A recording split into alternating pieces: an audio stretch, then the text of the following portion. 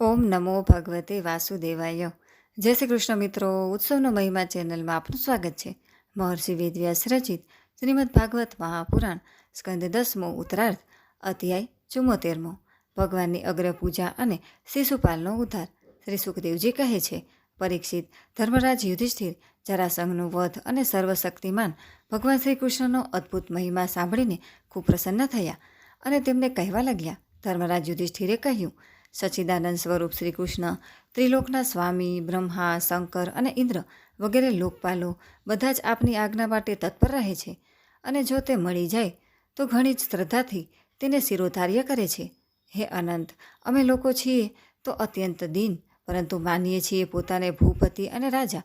આવી સ્થિતિમાં અમે છીએ તો દંડને પાત્ર, પરંતુ આપ અમારી આજ્ઞા સ્વીકારો છો અને તેનું પાલન કરો છો. સર્વશક્તિમાન કમલનયન ભગવાન માટે આ મનુષ્ય લીલાનો અભિનય માત્ર છે. જેમ ઉદય અથવા અસ્તને કારણે સૂર્યના તેજમાં કોઈ અંતર પડતું નથી, તે જ પ્રમાણે કોઈ પણ પ્રકારના કર્મોથી આપનું તેજ ન તો વધે છે અથવા ઘટે છે, કેમ કે આપ એક અદ્વિતીય સ્વયં પરબ્રહ્મ પરમાત્મા છો. કોઈનાથી પરાજિત ન થવાવાળા માધવ, આ હું છું અને આ મારું છે, તથા આ તું છે અને આ તારું. આ પ્રકારની વિકાર બુદ્ધિ તો પશુઓમાં હોય છે. જે આપના અનન્ય ભક્તો છે તેમના ચિત્તમાં આવા પાગલ જેવા વિચારો ક્યારેય આવતા નથી.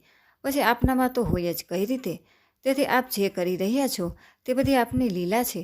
શ્રી સુખદેવજી કહે છે, પરીક્ષિત, આ પ્રમાણે કહીને ધર્મરાજ યુધિષ્ઠિરે ભગવાન શ્રી કૃષ્ણની અનુમતિથી યજ્ઞ માટેનો યોગ્ય સમય આવવાથી યજ્ઞ કર્મોમાં નિપુણ વેદવાદી બ્રાહ્મણો, ઋત્વિજો, આચાર્યો વગેરેની વરણી કરી.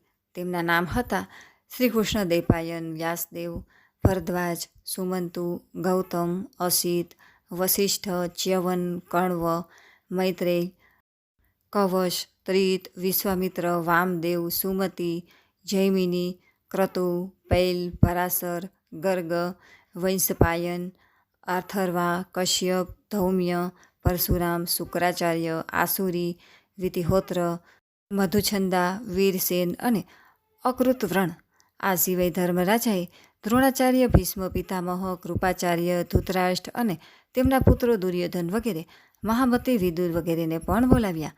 રાજન, રાજસૂય યજ્ઞના દર્શન કરવા માટે દેશના બધા રાજાઓ, તેમના મંત્રીઓ તથા કર્મચારીઓ, બ્રાહ્મણો, ક્ષત્રિયો, વૈશ્યો, શૂદ્રો બધા જ આવ્યા હતા.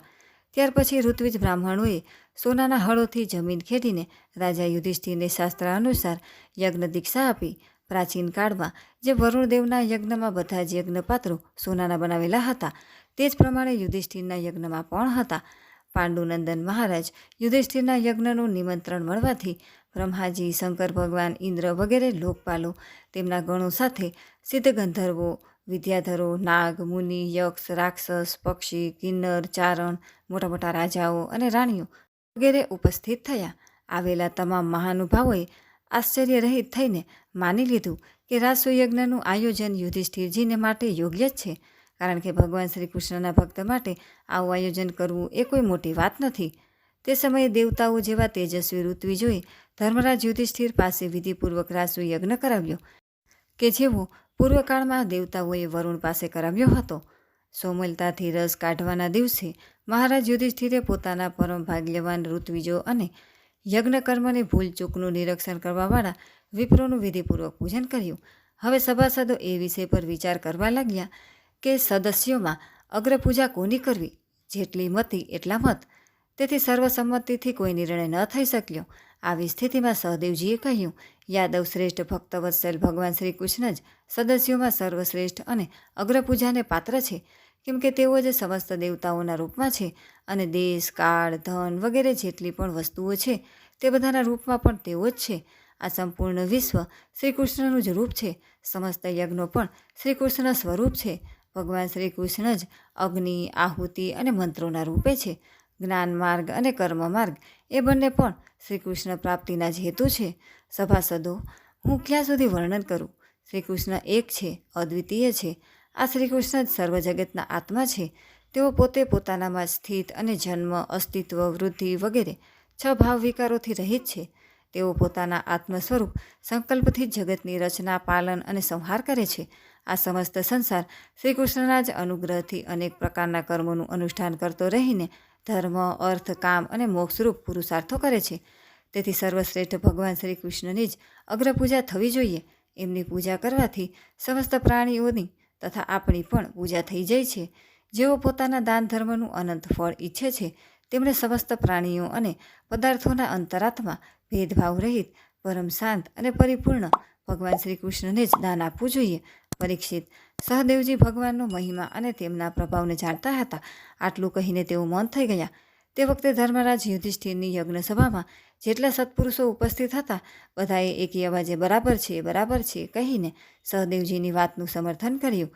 ધર્મરાજ યુધિષ્ઠિરે બ્રાહ્મણોની આજ્ઞા સાંભળીને તથા સભાસદોનો અભિપ્રાય જાણીને બહુ આનંદપૂર્વક પ્રેમની અધિકતાથી વિહવળ થઈને ભગવાન શ્રી કૃષ્ણની અગ્રપૂજા કરી. પોતાના પત્ની, ભાઈઓ, મંત્રીઓ અને કુટુંબીજનો સાથે ધર્મરાજ યુધિષ્ઠિરે ખૂબ જ પ્રેમથી, આનંદથી ભગવાનના ચરણ પખાડ્યા તથા તેમના ચરણોનું લોકપાવન જળ પોતાના મસ્તક પર ચડાવ્યું. તેમણે ભગવાનને પીળા રેશમી વસ્ત્રો અને બહુ કિંમતી આભૂષણો અર્પણ કર્યા. તે સમયે તેમના નેત્રો હર્ષના અશ્રુબિંદુથી ભરાઈ જવાને કારણે તેઓ ભગવાનને સારી રીતે જોઈ પણ શકતા ન હતા. યજ્ઞ સભામાં ઉપસ્થિત બધા લોકો ભગવાન શ્રી કૃષ્ણને આ રીતે પૂજાયેલા, સત્કારાયેલા જોઈને હાથ જોડીને નમો નમઃ, નમો નમઃ, નમો નમઃ, જય જયનો ઘોષ કરીને ભગવાનને નમસ્કાર કરવા લાગ્યા. તે વખતે આકાશમાંથી પુષ્પોની સ્વયંવૃષ્ટિ થઈ. પરીક્ષિત પોતાના આસન પર બેઠેલો શિશુપાલ આ બધું જોઈ સાંભળી રહ્યો હતો. ભગવાન શ્રી કૃષ્ણના ગુણ સાંભળીને તેને ક્રોધ આવ્યો અને તે ઊભો થઈ ગયો. તે ભરી સભામાં હાથ ઊંચા કરીને ખૂબ જ ઉદ્ધાયપૂર્વક અને નિર્ભયતાથી ભગવાનને સંભળાવીને અત્યંત કઠોર શબ્દો કહેવા લાગ્યો. સભાસદો, શ્રુતિઓનું એ કહેવું સર્વથા સાચું છે કે કાળ એ જ ઈશ્વર છે. લાખ ઉપાયો કરવા છતાં પણ તે પોતાનું કામ કરાવી જ લે છે. આનું પ્રત્યક્ષ પ્રમાણ અમે જોઈ લીધું કે અહીં બાળકો અને અજ્ઞાનીઓની વાતોથી મોટા મોટા વયોવૃદ્ધો અને જ્ઞાનવૃદ્ધોની બુદ્ધિ પણ ભ્રમિત થઈ ગઈ છે. પરંતુ હું માનું છું કે તમે લોકો અગ્રપૂજાને યોગ્ય પાત્રનો નિર્ણય કરવા પૂરી રીતે સક્ષમ છો. તેથી હે સભાપતિઓ, તમે લોકો યોગ્ય અયોગ્યને જાણનારાઓમાં શ્રેષ્ઠ છો. તેથી કૃષ્ણ જ અગ્રપૂજાને માટે યોગ્ય છે એવું બાળક સહદેવનું વચન માનશો નહીં. અહીં મોટા મોટા તપસ્વીઓ, વિદ્વાનો, વ્રતધારીઓ જ્ઞાન દ્વારા પોતાના સમસ્ત પાપ તાપોને શાંત કરી દેનારા પરમ જ્ઞાની, પરમ ઋષિ, બ્રહ્મનિષ્ઠ વગેરે ઉપસ્થિત છે, જેમની પૂજા મોટા મોટા લોકપાલો પણ કરે છે. યજ્ઞની ભૂલચૂક બતાવનારા તે સભાપતિઓને છોડીને આ કુળકલંક ગોવાળ ભલા અગ્રપૂજાનો અધિકારી કઈ રીતે થઈ શકે? શું કાગડો ક્યારેય યજ્ઞના પુરોડાસનો અધિકારી થઈ શકે છે? ન તેનો કોઈ વર્ણ છે, ન કોઈ આશ્રમ, કુળ પણ તેનું ઊંચું નથી. તે બધા ધર્મોથી બહિષ્કૃત છે. વેદ અને લોક મર્યાદાઓનું ઉલ્લંઘન કરીને ઈચ્છાનુસાર આચરણ કરે છે. તેનામાં કોઈ ગુણ પણ નથી. આવી સ્થિતિમાં આ અગ્રપૂજાને પાત્ર કઈ રીતે થઈ શકે? તમે લોકો જાણો છો કે રાજા યયાતિએ યદુકુળને શાપ આપ્યો છે. તેથી સત્પુરુષોએ આ વંશનો બહિષ્કાર કરી દીધો છે. તે બધા વ્યર્થ મધુપાનમાં આસક્ત રહે છે. પછી આ અગ્રપૂજાને યોગ્ય કઈ રીતે હોઈ શકે? આ બધાએ બ્રહ્મર્ષિઓ દ્વારા સેવિત મથુરા વગેરે દેશોનો પરિત્યાગ કરી દીધો અને બ્રહ્મ તેજ રહિત સમુદ્રરૂપી કિલ્લાનો આશ્રય કરીને રહે છે. ત્યાંથી જ્યારે આ લોકો બહાર નીકળે છે ત્યારે ડાકુઓની જેમ પ્રજાને સતાવે છે. પરીક્ષિત, સાચું પૂછો તો શિશુપાલનું તમામ શુભ નષ્ટ થઈ ચૂક્યું હતું. તેથી તેણે બીજી પણ ઘણી કડવી વાતો ભગવાન શ્રી કૃષ્ણને સંભળાવી. પરંતુ જેમ સિંહ ક્યારેય શિયાળની બૂમો ઉપર ધ્યાન આપતો નથી, તે જ પ્રમાણે ભગવાન શ્રી કૃષ્ણ મૌન રહ્યા. તેમણે શિશુપાલને કોઈ ઉત્તર ન આપ્યો. પરંતુ સભાસદો માટે ભગવાનની નિંદા અસહ્ય બની ગઈ. તેમાંથી કેટલાએ પોતાના કાન બંધ કરીને શિશુપાલને ગાળો દેતા બહાર નીકળી ગયા. પરીક્ષિત, જે ભગવાનની અથવા ભગવાનના ભક્તોની નિંદા સાંભળીને ત્યાંથી ચાલ્યો નથી જતો, તે પોતાના શુભ કર્મોથી ચ્યુત થઈ જાય છે અને તેની અધોગતિ થાય છે. પરીક્ષિત, હવે શિશુપાલને મારી નાખવા માટે પાંડવો, મત્સ્ય, કેક્ય અને સુખજવંશી રાજાઓ ક્રોધ કરીને હાથમાં હથિયાર ઉઠાવી ઊભા થઈ ગયા. પરંતુ શિશુપાલ એનાથી સહેજ પણ ગભરાયો નહીં. તેણે કોઈ પણ પ્રકારનો આગળ પાછળનો વિચાર કર્યા વિના પોતાની ઢાલ તલવાર ઉઠાવી લીધી અને તે ભરી સભામાં શ્રી કૃષ્ણના પક્ષપાતી રાજાઓને લલકારવા લાગ્યો. લોકોને લડતા ઝઘડતા જોઈને ભગવાન શ્રી કૃષ્ણ ઊભા થયા. તેમણે પોતાના પક્ષના રાજાઓને શાંત કર્યા અને સ્વયં ક્રોધ કરીને પોતાના ઉપર દોડીને આવી રહેલા શિશુપાલનું મસ્તક તીક્ષ્ણ ધારવાળા ચક્રથી કાપી નાખ્યું. શિશુપાલના મૃત્યુથી ત્યાં ભારે કોલાહલ થયો. તેના અનુયાયી રાજાઓ પોતાના પ્રાણ બચાવવા ત્યાંથી નાસી ગયા. શિશુપાલના દેહમાંથી ઉત્પન્ન થયેલ તેજની જ્યોતિ જેમ આકાશમાંથી ઉત્પન્ન થયેલ ઉલ્કા વીજળી ભૂમિમાં સમાઈ જાય તેમ ભગવાનમાં સમાઈ ગઈ. પરીક્ષિત, શિશુપાલના અંતઃકરણમાં લાગ લગાટ 3 જન્મોથી વેરભાવમાં અભિવૃદ્ધિ થઈ રહી હતી અને આ પ્રમાણે વેરભાવથી જ ભગવાનનું ધ્યાન કરતાં કરતાં તે તન્મય થઈ ગયો, ભગવાનનો પાર્ષદ બની ગયો. સાચું જ છે, મૃત્યુ પછી પ્રાપ્ત થનાર ગતિમાં ભાવ જ કારણ છે. શિશુપાલની સદગતિ થયા પછી ચક્રવર્તી ધર્માજ યુધિષ્ઠિરે સદસ્યો અને ઋત્વિજોને ઘણી દક્ષિણા આપી અને બધાનો સત્કાર કરીને વિધિપૂર્વક યજ્ઞાંત સ્નાન, અવભૃત સ્નાન કર્યું. પરીક્ષિત, આ પ્રમાણે યોગેશ્વર ભગવાન શ્રી કૃષ્ણે ધર્મરાજ યુધિષ્ઠિરનો રાજસૂય યજ્ઞ પૂર્ણ કર્યો અને પોતાના સગા સંબંધીઓ અને સુહૃદોની પ્રાર્થનાથી થોડા મહિના ત્યાં જ રોકાયા. ત્યાર પછી યાધાર યુધિષ્ઠિરની ઈચ્છા ન હોવા છતાં પણ સર્વશક્તિમાન ભગવાન શ્રી કૃષ્ણે તેમની આજ્ઞા લઈ લીધી અને પોતાની રાણીઓ તથા મંત્રીઓ સાથે ઇન્દ્રપ્રસ્થથી દ્વારકાપુરી જવા સ્થાન કર્યું. પરીક્ષિત, હું એ ઉપાખ્યાન તમને વિસ્તારપૂર્વક સંભળાવી ચૂક્યો છું કે વૈકુંઠવાસી જય અને વિજયને સનકાદી ઋષિઓના શાપથી વારંવાર જન્મ લેવો પડ્યો હતો.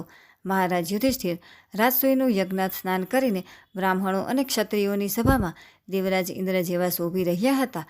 રાજા યુધિષ્ઠિરે દેવતાઓ, મનુષ્યો અને આકાશચારી કિન્નરો, ગંધર્વોનો યથાયોગ્ય સત્કાર કર્યો તથા તેઓ ભગવાન શ્રી કૃષ્ણ અને રાજસૂય યજ્ઞની પ્રશંસા કરતાં કરતાં ખૂબ આનંદિત થઈને પોતપોતાના લોકમાં સીધાવી ગયા. પરીક્ષિત, બધા લોકો સુખી થયા, પરંતુ દુર્યોધન પાંડવોની આ ઉજ્જવળ રાજ્યલક્ષ્મીની ઉન્નતિ સહી ન શક્યો, કેમ કે તે સ્વભાવથી જ પાપી, કલહપ્રેમી, કુરુકુળનો નાશ કરવા માટે એક મહાન રોગ હતો. પરીક્ષિત, જે મનુષ્ય ભગવાન શ્રી કૃષ્ણની આ લીલાનું શિશુપાલ વધ, જરાસંઘ વધ, બંદી રાજાઓની મુક્તિ અને યજ્ઞ અનુષ્ઠાનનું કીર્તન કરશે તે સમસ્ત પાપોથી મુક્ત થઈ જશે.